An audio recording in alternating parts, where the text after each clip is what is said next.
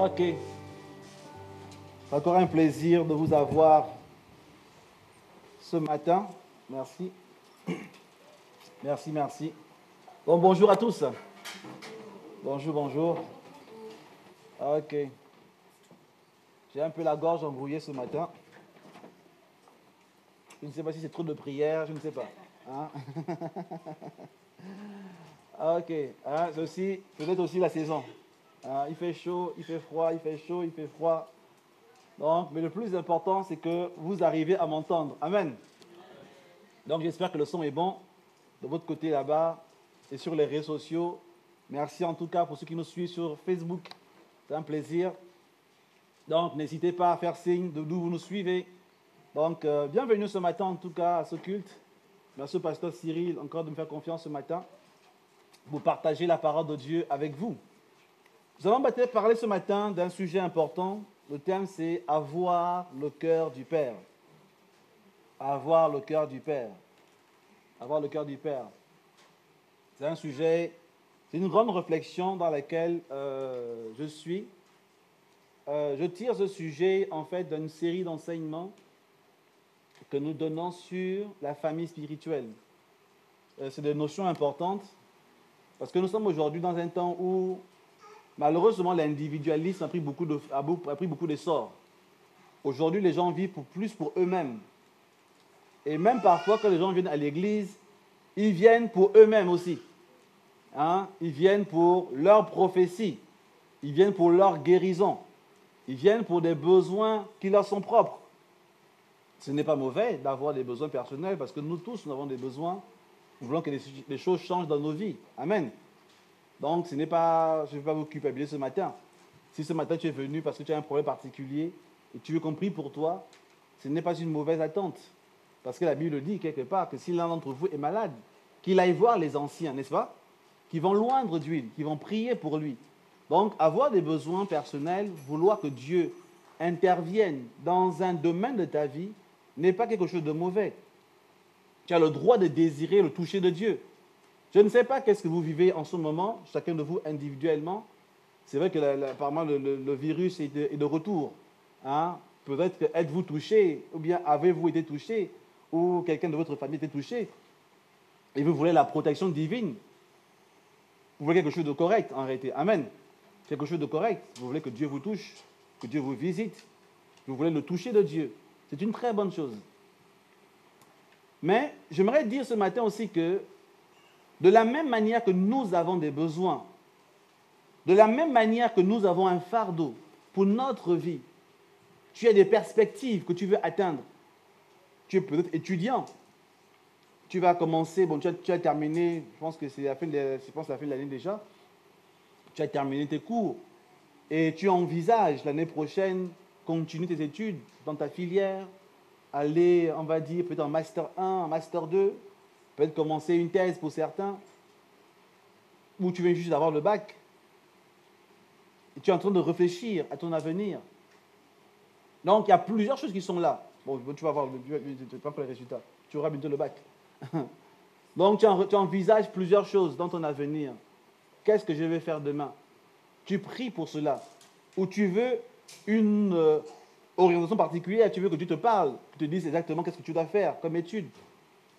Donc, ce ne sont pas des choses mauvaises. Au contraire, Dieu veut nous orienter. Dieu veut nous dire qu'est-ce que nous devons faire. Dieu veut produire en nous certaines choses.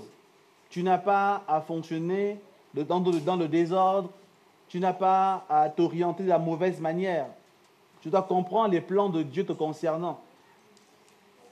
Tu dois comprendre les projets de Dieu te concernant. Qu'est-ce que Dieu veut faire avec toi? Qu'est-ce que Dieu veut produire dans ta vie? C'est une très bonne chose. Amen. Une très bonne chose.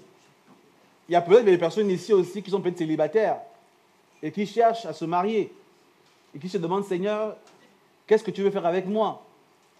Qu'est-ce que tu veux faire avec moi? Quelle est la personne avec qui je dois faire ma vie? Amen. C'est une bonne perspective aussi. C'est une bonne perspective.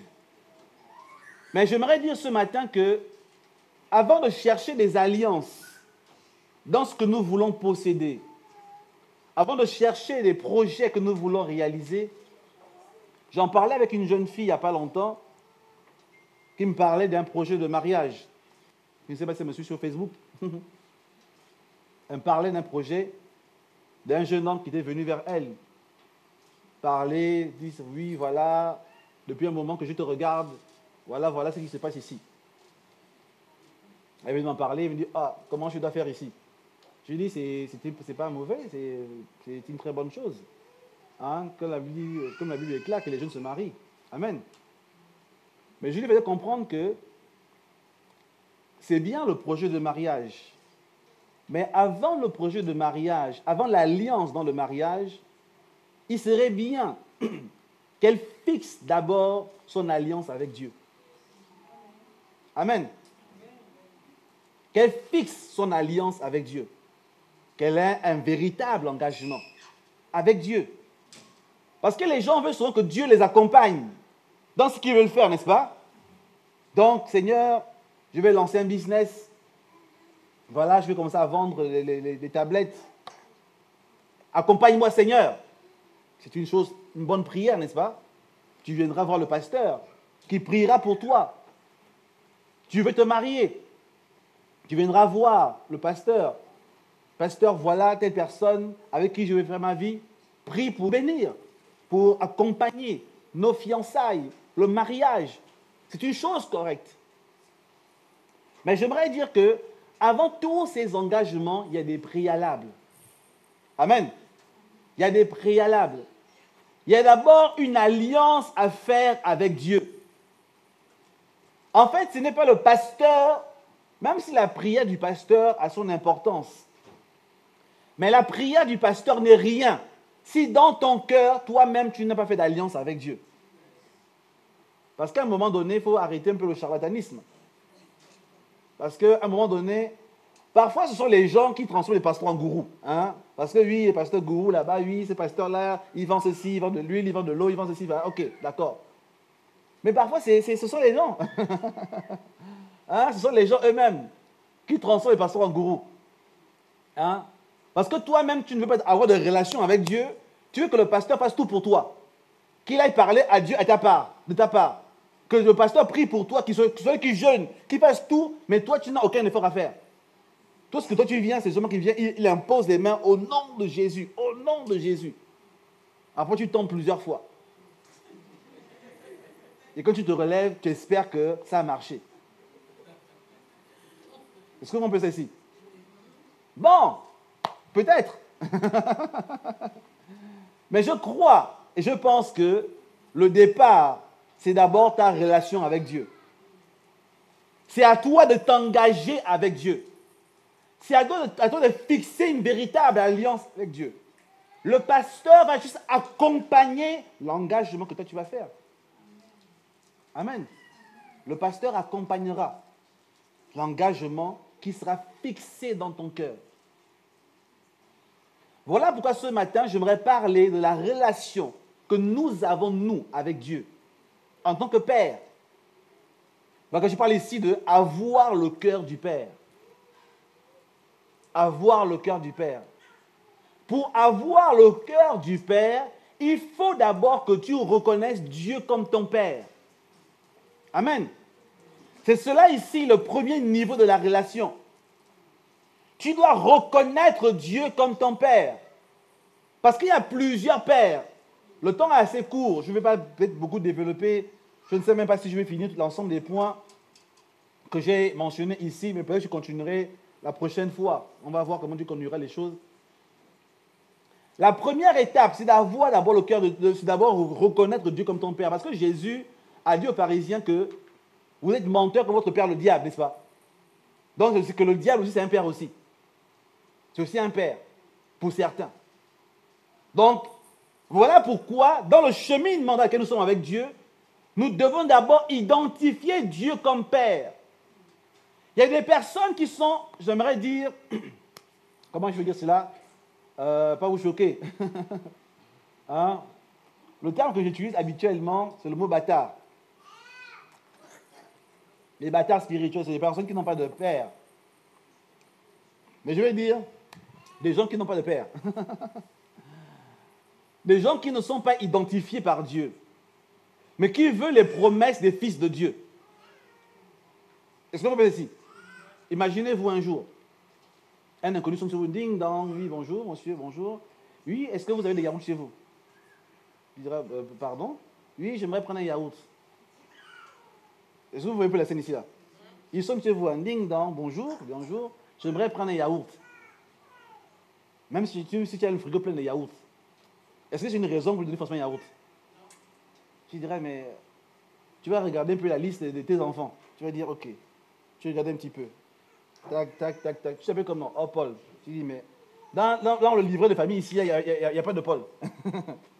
Donc, je ne vois pas pour quelle raison je dois te donner des choses que j'ai achetées pour mes enfants. Est-ce qu'on peut dire ici? Il y a des choses que Dieu a réservées pour ses enfants. Je répète, il y a des choses que Dieu donne à ses enfants. Je vais jamais dire différemment. Il y a des choses que Dieu ne donne qu'à des personnes avec qui il est en alliance. Toi, tu n'as pas d'alliance avec Dieu. Mais tu veux les promesses des personnes qui ont des alliances avec Dieu. Est-ce que tu ne vois pas qu'il y a un problème ici? La première étape, avant de prier, de demander à Dieu, par la prière, l'intercession, le jeûne, malheureusement, on a vendu trop de religion aux gens. Surtout dans le milieu africain.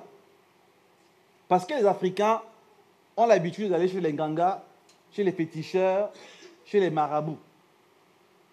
Chez qui on a l'habitude de dire, je veux un enfant. Il va te dire, ok, est-ce que tu peux me ramener, je ne sais pas, un whisky? Tu me ramènes, je ne sais pas quoi d'autre encore. Je ne sais pas, du poulet, un coq. Tu me ramènes aussi, je ne sais pas, une certaine somme d'argent, 100 000 francs CFA. Tu me ramènes ceci et cela, ceci, cela. Et du coup, tu viens et tu ramènes les choses qu'il te demande. Et ensuite, il va faire son rituel. Et après, tu auras peut-être ce que tu as demandé. Est-ce qu'on peut voir ça ici?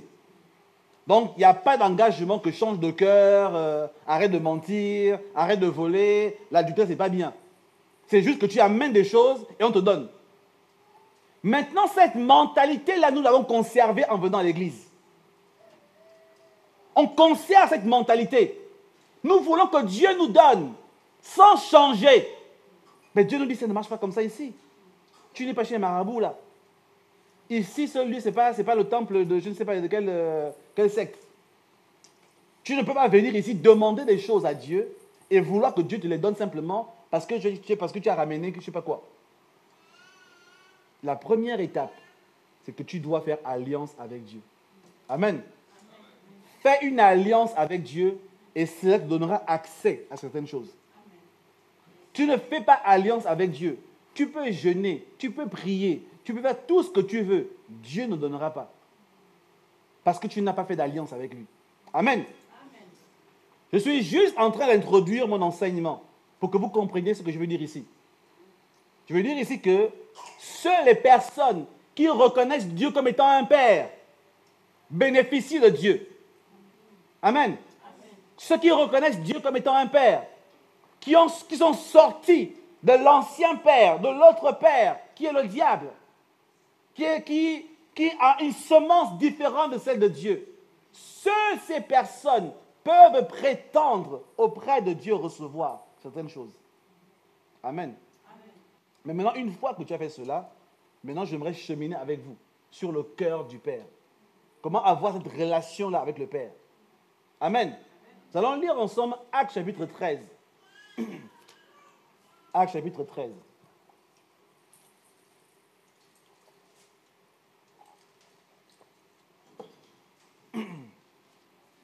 Acte 13, je vais lire à partir du verset 17. Je vais lire ici un texte assez intéressant. Là, c'est Paul qui prêche ici, après avoir été ordonné apôtre, après avoir été mis à part par le Seigneur dans le ministère. Dans ses premières missions, il va parler ici, dans une ville, pour expliquer un peu qu'est-ce que Dieu est en train de faire. Comment Dieu a cheminé avec Israël. Comment Dieu a cheminé avec Israël. Je vais commencer à partir du verset 16, pour être beaucoup plus clair. Verset 16 dit ceci.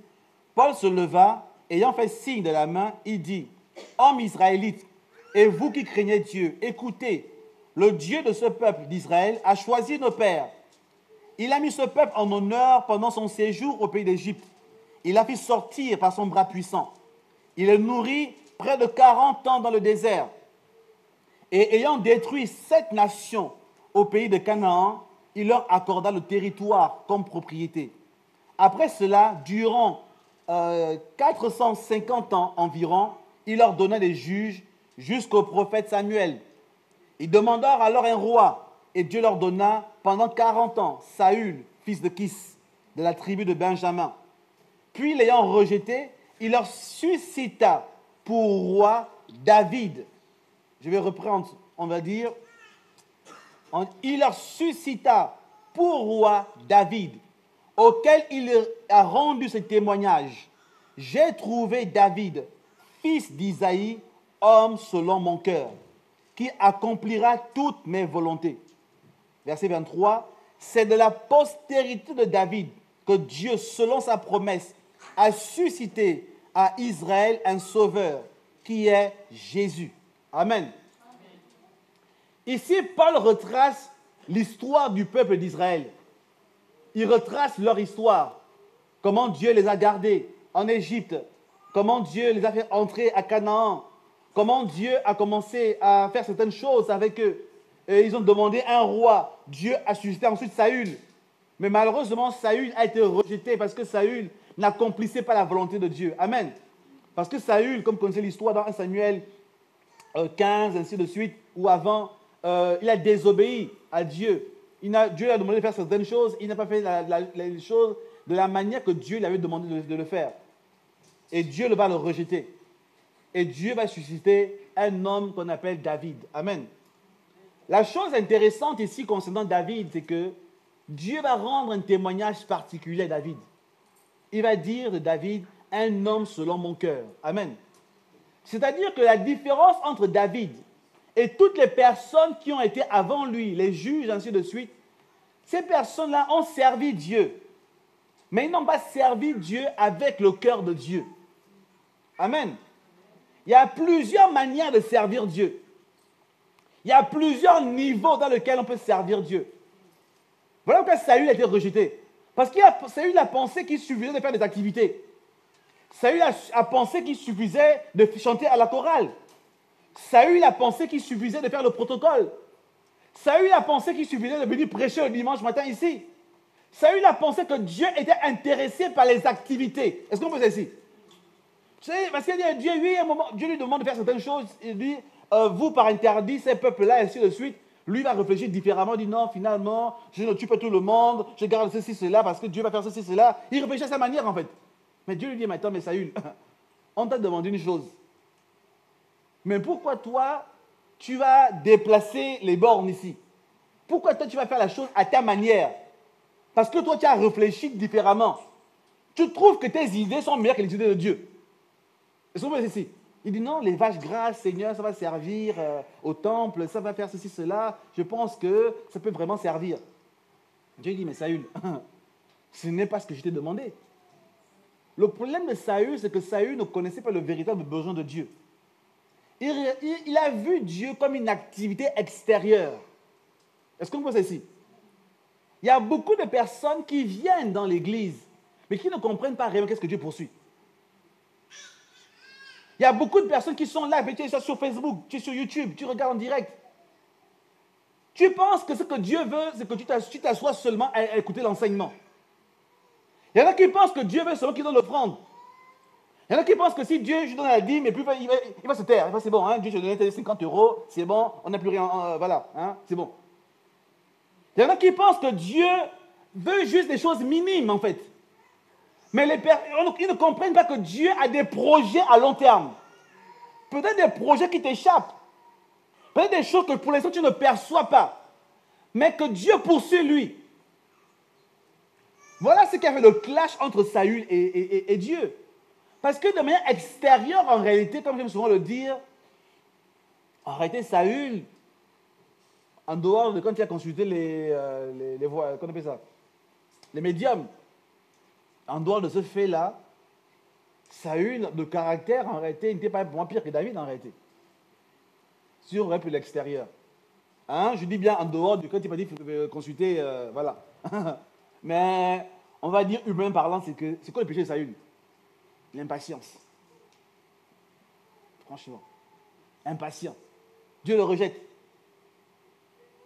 Hein? Quoi le péché de Saül? Il était impatient parce qu'il a offert les sacrifices. L'autre, là, ok. Il a voulu offrir des vaches grâce à Dieu. Dieu a dit non. Lui a dit oui. Maintenant, à cause de ça, Dieu le rejette.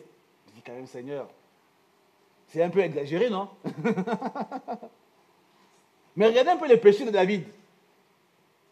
Les péchés de David, sont terribles. Meurtre avec préméditation. Non, mais au tribunal, ça coûte cher. Je ne sais pas s'il y a des juristes ici. Il a commis un meurtre avec préméditation. C'est-à-dire qu'il a réfléchi à un projet. Il dit, mais comment je vais tuer Uri? Non, vous trouvez l'histoire ici, là. Comment je vais tuer Uri? Il dit, non, je fais comme, ok, je lui remets un courrier. Il va remettre la Joab. Dans le courrier, j'ai la Joab, place-le devant. Première balle, c'est pour lui.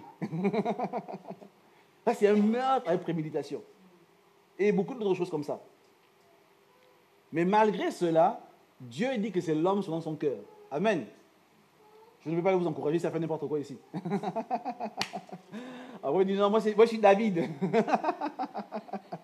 C'est trop facile.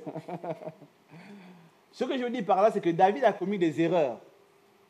Il a commis des erreurs, comme nous tous, nous pouvons commettre des erreurs. Mais l'avantage de David, c'est que David avait la capacité de se repentir. Et David voulait vraiment servir Dieu.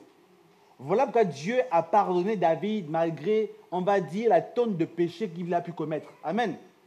Ça peut être ton cas ce matin. Peut-être que tu commets des erreurs.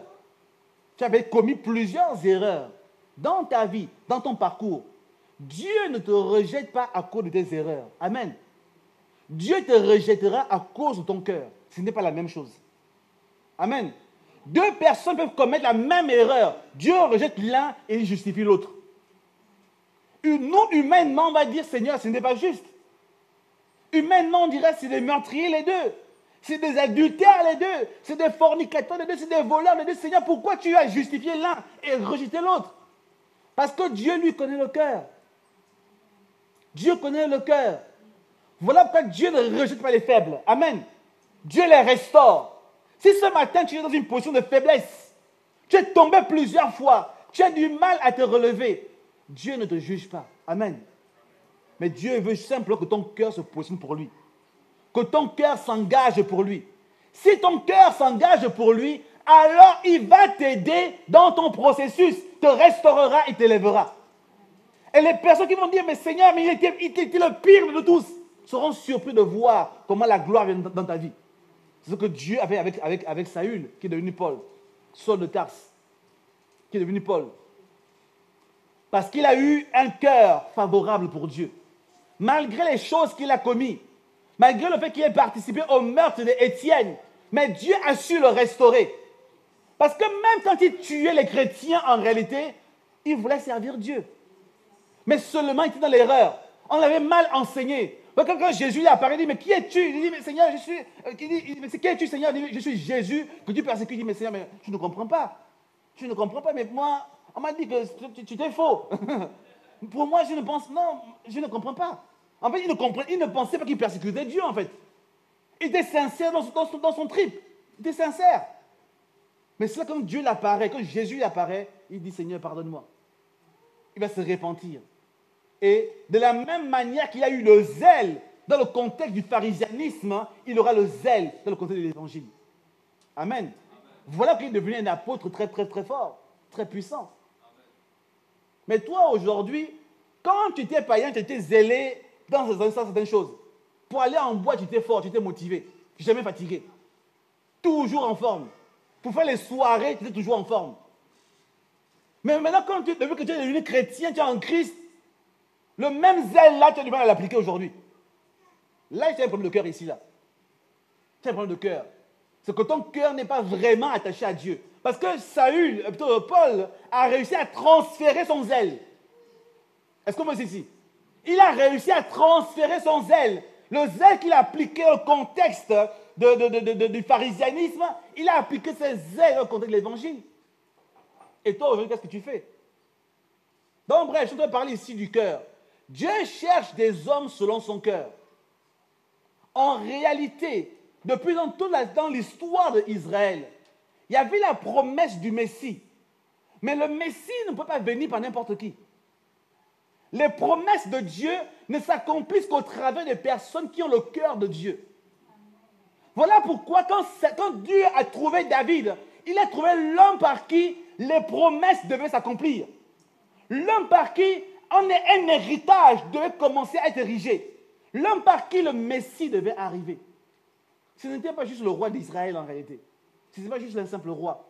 Parce que peut-être que de manière extérieure, on a juste vu un changement de régime de Saül à David. Mais Dieu ici ne veut pas un changement de régime. Dieu voyait l'homme qui allait accomplir sa volonté. Amen. Dieu voyait ici un homme qui allait porter les projets qui sont dans son cœur. Dieu cherche un homme qui portera ses projets. Dieu ne cherche pas des membres de l'Église. Il y a trop de membres de l'Église, très peu de personnes qui portent le projet de Dieu. Dieu n'est pas dans le nombre des personnes. Voilà pourquoi il y a des masses, des églises remplies de 1000 personnes, 10 000 personnes. Gloire à Dieu pour la croissance numérique. Gloire à Dieu pour la croissance numérique. Mais le problème est celui-ci. Dans les 10 000 personnes, combien ont réellement à cœur le projet de Dieu? Dans la masse de qui nous sommes là aujourd'hui, ce matin, combien ont réellement le projet de Dieu dans leur cœur? Combien mettent Dieu en priorité dans leur vie? Combien de personnes vivent pour Dieu? Quand vous voyez la vie de David, on voit comment David, en dehors des erreurs qu'il a commises, on voit que David a poursuivi l'agenda de Dieu. Voilà pourquoi il a même pensé à bâtir un temple à Dieu. Parce que ce que David voulait faire d'abord en réalité, c'était de mettre Dieu à l'aise. C'est de faire ce que Dieu voulait, en fait, c'est de mettre Dieu dans les meilleures conditions et permettre à Dieu de se glorifier en Israël. Amen. Il avait compris que Dieu voulait régner en Israël.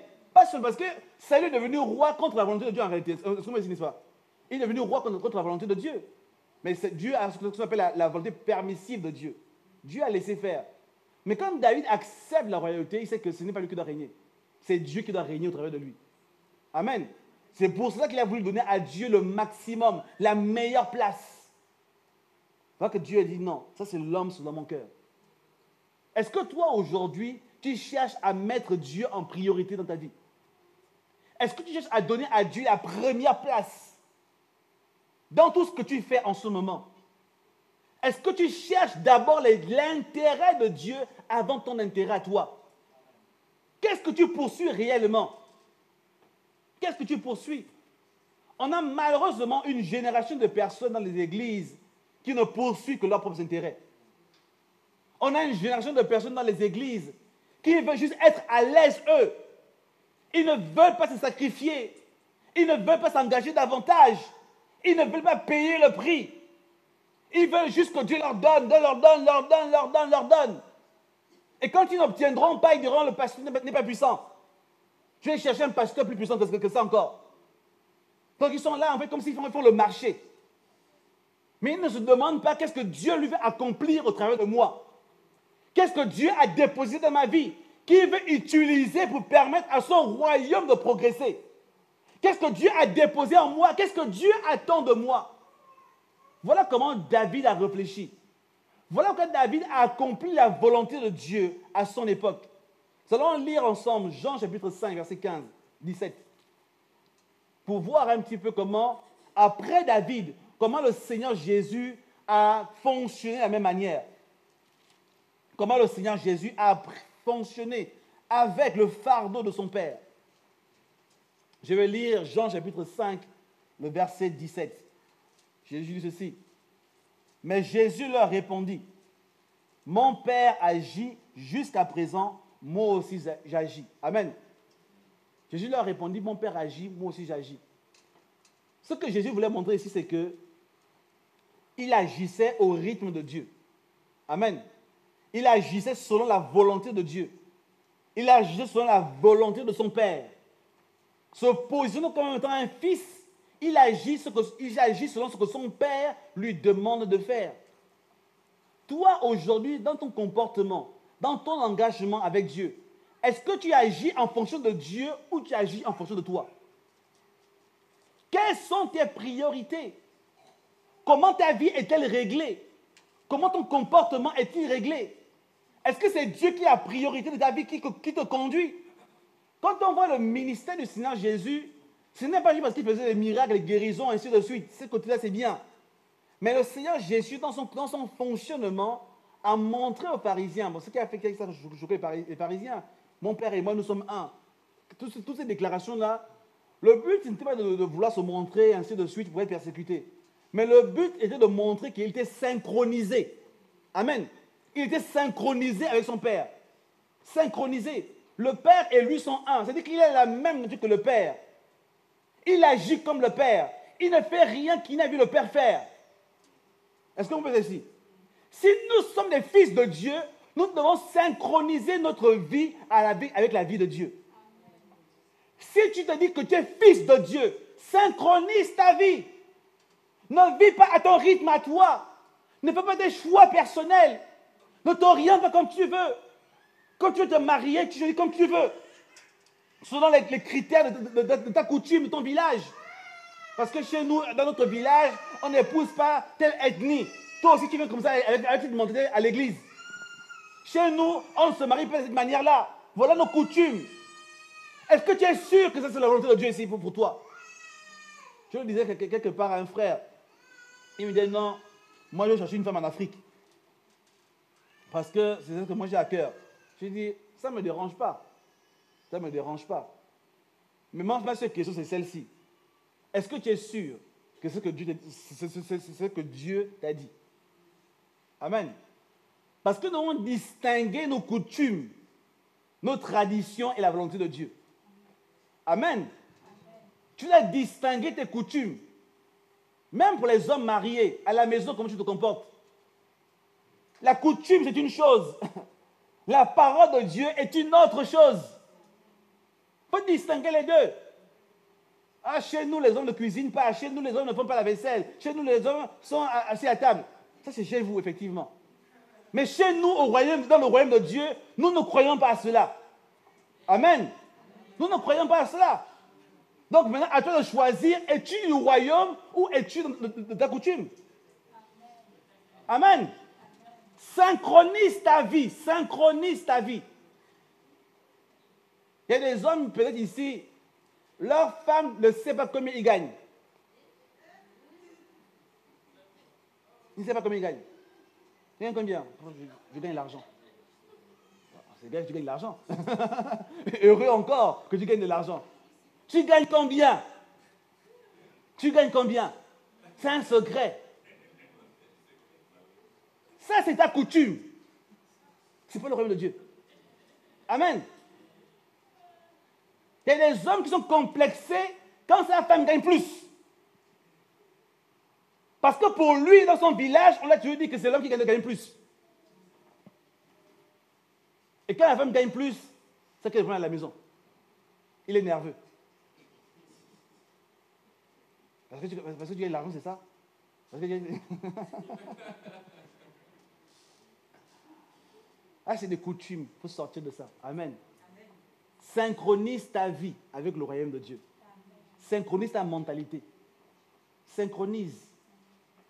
Ta carte bancaire, pose-la à la maison, tu ne l'utilises pas. Laisse ta femme utiliser ta carte bancaire. Amen. Sors des mentalités qui ne correspondent pas à la volonté de Dieu. Sors de ces choses-là. Sors. Synchronise. Parce que Jésus dit, mon Père agit, moi aussi j'agis. Je ne fais rien que je n'ai vu mon Père. Ce que toi tu fais là aujourd'hui, ton comportement, tu l'as vu où? Tu l'as vu chez qui? Qui est l'origine, le point de référence sur lequel tu te tiens pour agir de la manière que tu agis aujourd'hui? Quel est ton point de référence? Quel est ton point de référence? Dans ta manière de vouloir servir Dieu avec la légèreté. Tu viens à l'église quand tu veux. Tu t'engages quand tu veux. Tu as vu ça chez qui? Quel est ton point de référence? Oh, Dieu, c'est dans le cœur. Bien sûr que c'est dans le cœur. Est-ce que parce que Dieu est dans le cœur, que ça empêche de le servir? Amen.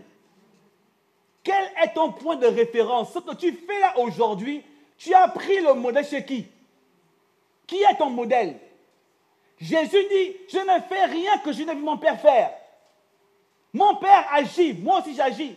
Jésus montre que son fonctionnement est le résultat de la relation qu'il a avec son Père. Ce qu'il a vu le Père faire, il le fait. Ce que le Père ne fait pas, il ne le fera jamais.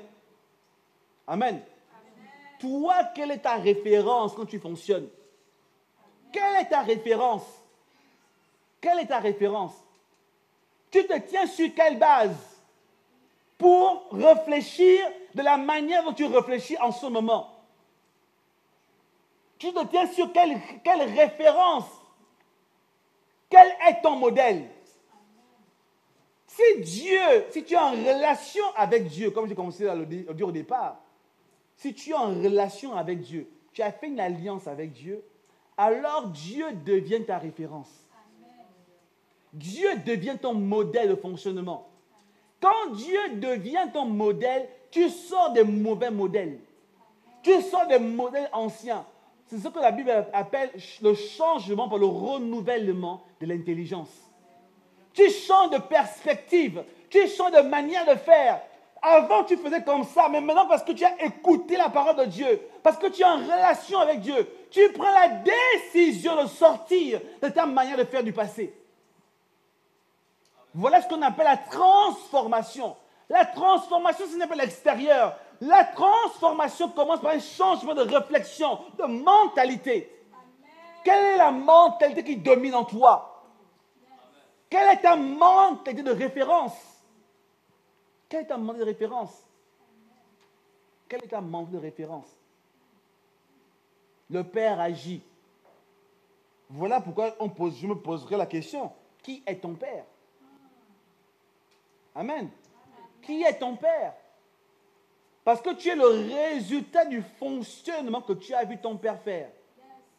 Voilà pourquoi pour les parents ici, on demande de bien se comporter à la maison, n'est-ce pas? Ne dis pas de gros mots. Parce que l'enfant va juste répéter ce que tu vas dire. N'est-ce pas? Tu te dis n'importe quoi, tu te comportes mal. Tous les gestes que tu vas faire, l'enfant, en fait, on va dire, il imprime simplement dans son esprit. Tous les projets, j'écoutais un pasteur qui faisait un témoignage par rapport à certaines choses dans la société. Il disait que dans les écoles, malheureusement, beaucoup d'enfants souffrent. Par exemple, des enfants qui sont peut-être différents, peut-être il est handicapé ou bien il a d'autres choses, il est albinos, ainsi de suite. Les enfants, souvent, d'autres enfants se moquent d'eux, n'est-ce pas? Il dit, mais pourquoi les enfants se moquent? Ils se moquent parce qu'ils entendent leurs parents se moquer d'abord. Est-ce que moi aussi? C'est ce que les parents font à la maison, ce que les parents disent à la maison, que l'enfant imprime en lui. C'est-à-dire que si les parents à la maison éduquent différemment les enfants auront un langage différent. On parle de problèmes, par exemple, aujourd'hui, comme nous qui sommes ici en France, de problèmes de racisme. Un enfant n'est pas raciste. Est-ce qu'on veut dire? Un enfant n'est pas raciste. Un enfant ne fait pas de différence entre un blanc et un noir. Un enfant ne fait pas de différence. Mais maintenant, si à la maison, les parents tiennent un discours particulier, si à la maison, les parents font la distinction, disent non, ça c'est eux, ça c'est nous. Si les parents disent que nous ne sommes pas comme ceux-là, si les parents font les distinctions, l'enfant va l'imprimer. Et l'enfant va aller le cracher à l'école. Est-ce qu'on peut dire ici? Pourquoi? Parce que les parents sont la référence de l'enfant. C'est logique, n'est-ce pas? C'est la référence. C'est-à-dire que l'enfant n'a pas d'autre référence que ses parents. Donc toi aussi aujourd'hui, ton comportement, tes paroles, tout ce que tu fais, reflète ton point de référence. Tout ce que tu fais. C'est-à-dire que par tes actes, on peut savoir est-ce que c'est Dieu qui est ta référence ou ce n'est pas Dieu. Tu peux tenir un langage différent. Tu peux dire autre chose. Tu peux dire que non, ce n'est pas vrai, mais ton comportement montre. C'est ton comportement qui témoigne. Quelle est ta référence? Jésus a démontré dans son comportement, dans son discours, que c'était son Père qui est sa référence. Voilà pourquoi les pharisiens l'ont attaqué. Amen. Sa référence n'était pas les pharisiens. Sa référence n'était pas qui d'autre. Sa référence était Dieu lui-même. Sa référence. Quand tu prends Dieu pour référence, Dieu t'imposera un comportement qui est parfois au-delà de ce que toi-même tu veux. Amen. Qui est au-delà de ce que toi-même tu as envie de faire. Mais parce que tu veux plaire à Dieu, alors tu vas faire ce qu'on appelle crucifier ta chair. Tu vas aller au-delà de ta propre volonté. On peut le voir avec le Seigneur Jésus, on peut le lire dans Matthieu 26 à Gethsémani. Qu'est-ce que le Seigneur a dit? Père, s'il est possible que cette coupe s'éloigne de moi, mais non pas ma volonté, mais ta volonté. Amen. Quand Dieu est ton Père, il t'emmènera dans tes retranchements. Tu ne feras pas toujours ce que toi tu veux. Parce que tu veux faire les choses selon la volonté de Dieu, alors tu vas faire des choses parfois qui ne te feront pas toujours plaisir. Amen. Arrête de fonctionner par rapport à toi. Aujourd'hui, malheureusement, beaucoup de chrétiens sont trop libres. Sont trop libres. On ne force pas les gens. Il faut être libre. Il faut faire ceci, cela. Non, dans vos églises, là, on force trop. Mais si Jésus revenait comme ça, là, il ne serait jamais à la croix. Vous savez ça? Si Jésus est un chrétien du 21e siècle, la croix n'existerait pas. Parce qu'on dit, non, mais ça va faire mal. Attends, on me met le clou ici. On me perd sur le côté. Couronne d'épines. Apparemment, les épines faisaient 10 cm. Il dit, non, c'est bon. On est libre en Christ. On est libre. Le royaume de Dieu, c'est la liberté. Hein? Pourquoi moi je vais souffrir? Si Jésus fonctionnait comme nous, aujourd'hui, la croix n'existerait pas. Pourquoi toi, tu penses que tu veux servir Dieu toujours dans la facilité? On te facilite toujours tout. Tu ne veux pas la contrainte. Tu ne veux pas qu'on t'oblige. Tu veux que la facilité. Mais sans la croix, il n'y a pas de gloire. Amen. Toi, tu veux la gloire. Que Dieu t'élève. Tu te donnes le mariage, la promotion, tout ce que tu veux. Mais passe par la croix, ça c'est impossible pour toi. C'est que tu n'es pas capable de payer le prix. Il y a un prix à payer pour l'élévation. La Bible déclare ceci, que Jésus a souffert. Voilà pourquoi Dieu l'a souverainement élevé. Sans la croix, sans la souffrance, Dieu ne t'élèvera pas. Tu ne monteras pas plus haut que ce que tu es aujourd'hui. Tu n'obtiendras pas l'accomplissement des promesses de Dieu dans ta vie. Accepte un peu de souffrance. Accepte de payer le prix.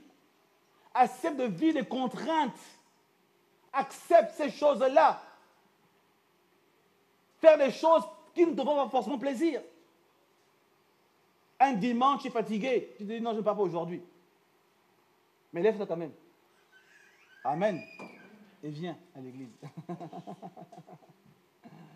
Viens à l'église. Déplace-toi. Engage-toi. Fais tout ce qu'il y a à faire pour permettre au royaume de Dieu d'avancer. Amen. Le royaume n'avancera pas tout seul. Le royaume avance parce qu'il y a des gens qui donnent leur cœur à Dieu. Le royaume avance parce que Dieu trouve sur la terre des hommes qui ont son cœur. Voilà que David a été un homme sur le cœur de Dieu. Jésus a été lui-même le reflet de ce que David a été. On dit Jésus, fils de David. Parce que Jésus lui-même aussi est allé au-delà de sa propre chair. Au-delà. C'est que même s'il ne voulait pas aller à la croix, il a quand même accepté. Il a accepté. Pourquoi? Parce qu'il a vu l'intérêt de l'humanité au-delà de son intérêt de souffrance.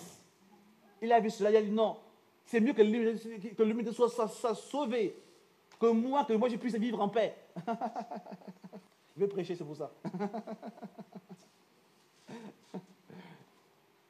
Amen. Jésus a payé le prix. Toi aussi, tu t'as payé le prix. Amen. Tu as payé le prix. C'est en payant le prix que tu démontres que tu as le cœur du Père. Tu as le cœur de ton Père. Dans la prière de notre Père, on dit ceci. Notre Père qui est aux cieux, que ton nom soit sanctifié. Que ton règne vienne. Amen. Que ta volonté soit faite sur la terre comme au ciel. Ça veut dire que tu soupires, tu dois désirer l'établir selon la volonté de Dieu. Mais quand la volonté de Dieu s'établit, parfois ça va au-delà, au détriment de ta volonté à toi. Il faut le savoir en fait.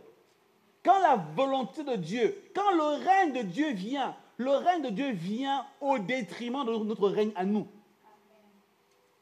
Le règne de Dieu est venu en Jésus, par la croix de Jésus. Lui, il est mort et Dieu a régné. Est-ce qu'on peut dire cela? Pour que le règne de Dieu arrive, il faut que Jésus puisse mourir. Pour que le règne de Dieu vienne dans ta vie, tu dois mourir. Tu dois crucifier ta chair. Tu dois prendre des décisions qui ne te font pas plaisir.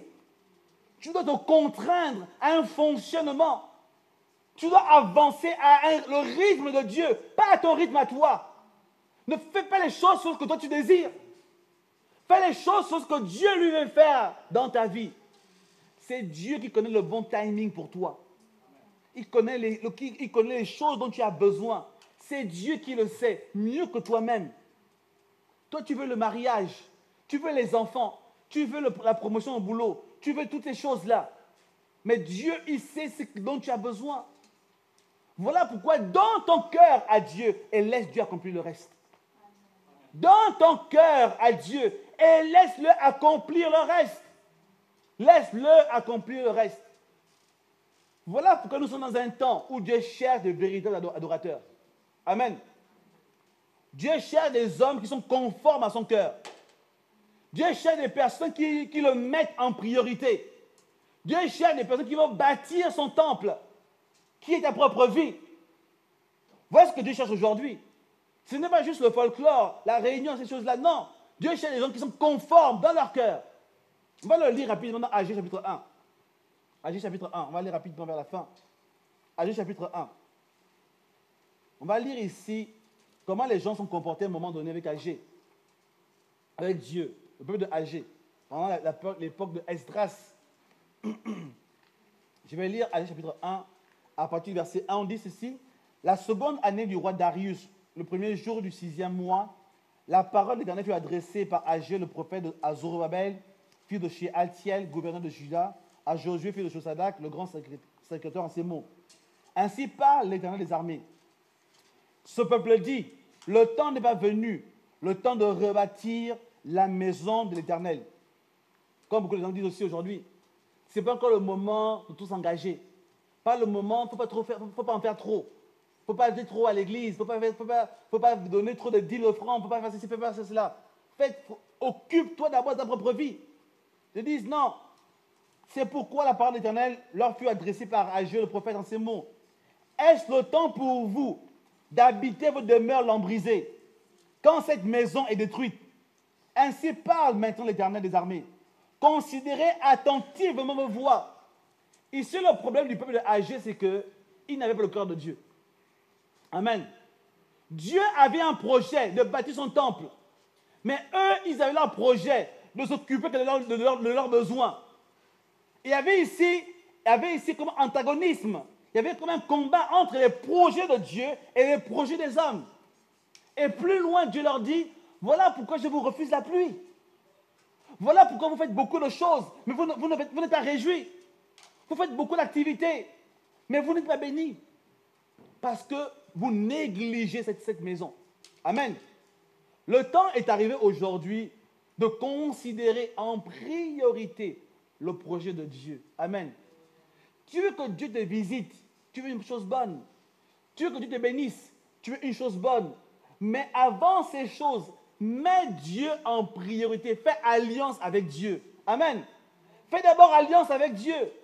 Quand tu fais alliance avec Dieu, automatiquement, tu bénéficies des promesses de Dieu. Automatiquement. Tu es sous la bénédiction. Dieu accomplira dans ta vie les promesses qu'il a pour toi. Amen. Aie le cœur de Dieu. Aie le cœur de Dieu. Dieu aujourd'hui veut des gens qui ont son cœur. Le cœur de Père. Amen.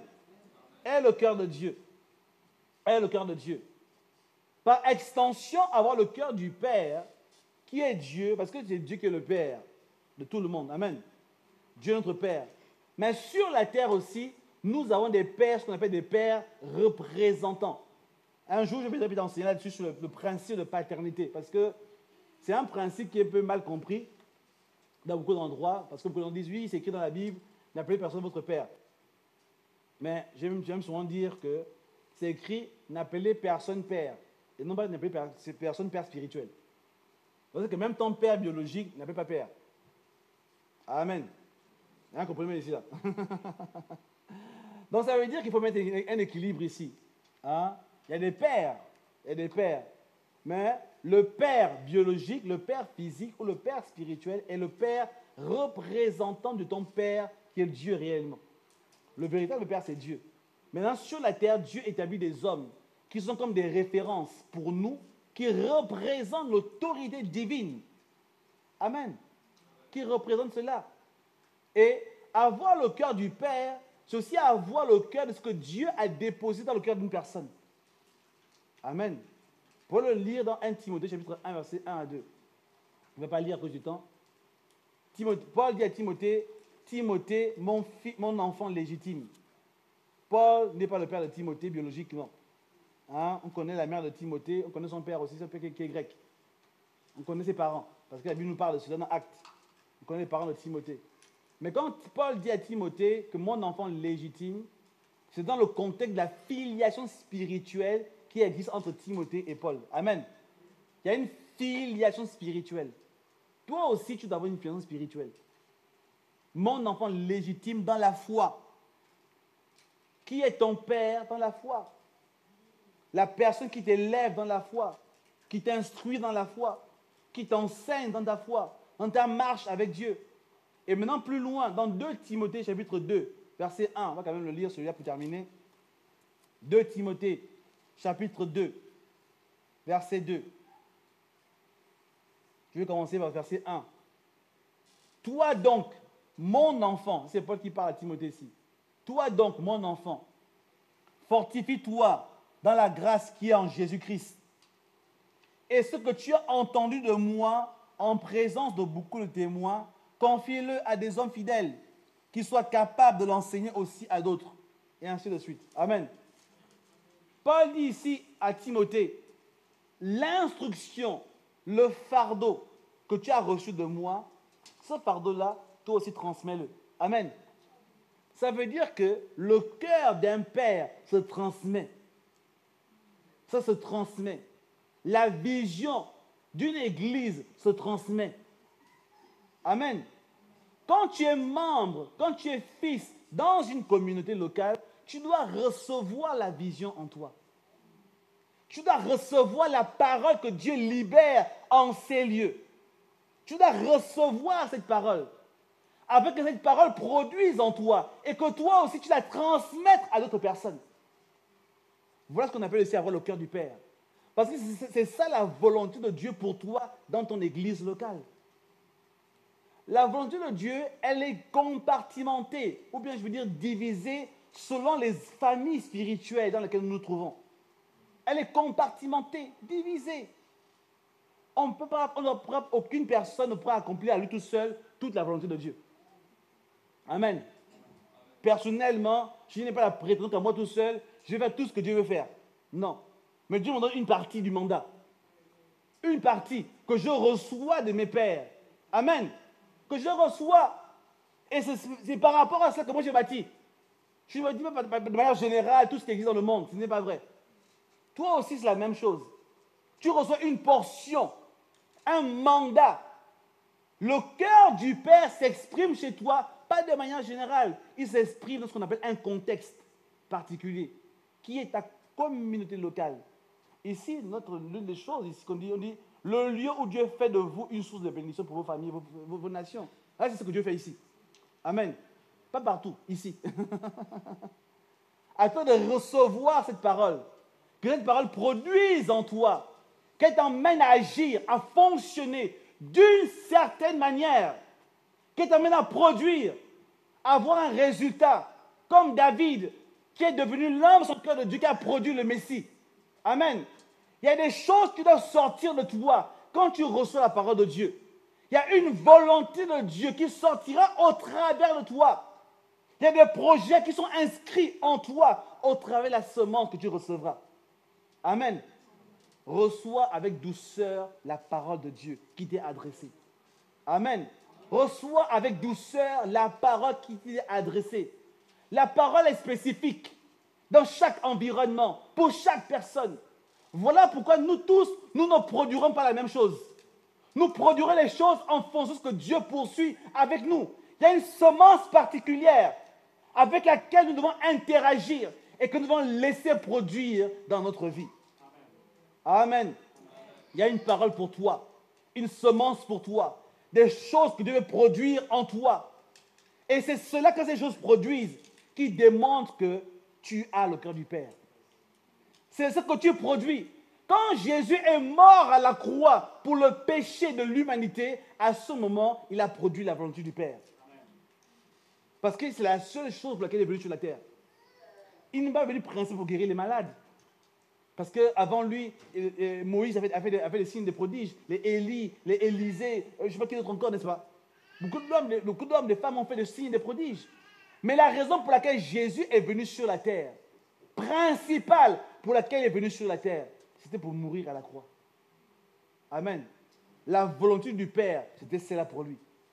Exprimer le cœur du Père pour Jésus était de porter le fardeau du Père. C'était de mourir à la croix. Est-ce que toi, aujourd'hui, tu portes le fardeau du Père? Est-ce que toi, aujourd'hui, tu exprimes la volonté du Père? Amen. Est-ce que toi, aujourd'hui, tu es en phase avec ce que Dieu poursuit dans ta vie? Est-ce que tu es en phase avec cela? Est-ce que tu es en accord? Est-ce que tu as reçu la semence du Père? Voilà que c'est un temps dans lequel tu dois réfléchir. Où ton langage va être différent. Si jusqu'à aujourd'hui, le cœur du Père n'existait pas en toi, c'est un moment de décision pour toi. Amen. C'est un moment de décision. Dire, Seigneur, je veux m'aligner, je veux me synchroniser, je veux me mettre en phase avec ce que toi tu poursuis dans ma vie. Je veux me mettre en phase avec cela. Que tes buts s'installent dans ma vie, dans mon cœur. Je vais refléter la volonté du Père. Amen. Est-ce qu'on peut se lever un instant pour prier? Que la volonté du Père s'installe en toi. Tu dois avoir le cœur du Père. Que le cœur du Père s'installe.